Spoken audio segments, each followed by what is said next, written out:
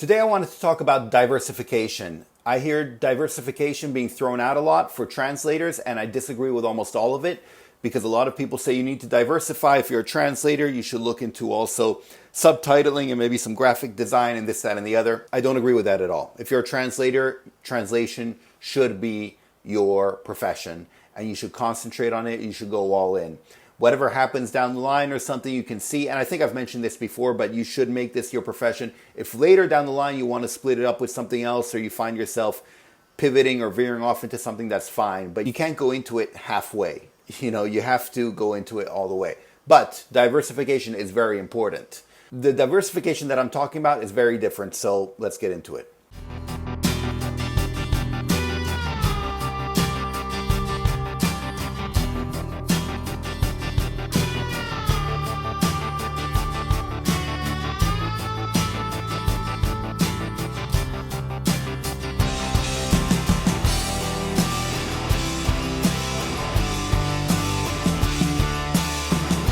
The diversification that I'm talking about is clients. I heard a pretty good metaphor recently that said that your career, I guess, is a table, and each one of the clients is a leg on that table. So obviously if you have one client, the table's not going to stay up. It's very precarious there. And that's how it is with one client. If you have one client, you're basically an employee without any of the benefits, right?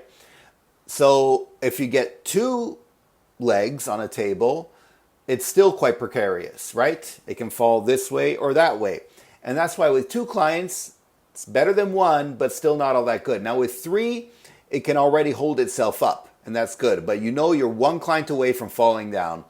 And so four is better, and then as you add more, it becomes more and more stable. Obviously, if you have 101 clients, that's too many, and it's too many for a table too. You just want enough to be able to stand up correctly.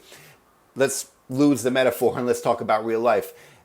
The clients that you have, obviously they pay you money, but you never know how long they're going to last. And a good thing about being a freelancer is that you're not like an employee where you rely on one employer for everything, absolutely, but you can actually diversify. And so you should absolutely diversify. And so you should get several clients. If you have one big client that pays you so much, that sounds really awesome. But once again, that means you're an employee without any of the benefits, because chances are you're not getting healthcare, you're not getting any of that stuff or insurance or whatever. You're just working for them, and you can be fired like that anyway. In fact, they don't even have to tell you because they're a freelancer, they'll just stop hiring you. However, if you can get many different clients, and I said in a previous video, the ideal will be to have several clients on retainer. But regardless, if you can get many different clients, regular clients, then you're in a lot better situation. And that's why you should diversify. And you should shoot to have several clients. Don't shoot for that one big client. A lot of people, they come from the world of being an employee, and so they think they should give it all for this interview for this one big client, and then they're set. That's not how it works in the freelancing world. You need many different clients. You need to diversify. And you need to make sure that at all times you have whatever the right number might be for you. And I don't want to give an exact number because it'll also depend on how much they pay you, how regularly they pay you, how regularly you do jobs for them and stuff like that. I found that as long as I have a handful, say 4 or 5 good clients that are regular going on at any point in time, I'm in a good situation. And that's how I like it. The important thing is to diversify and get more legs under that table to give it more stability, give your career more stability, get more clients. That's it. Thanks. Bye. Savedum.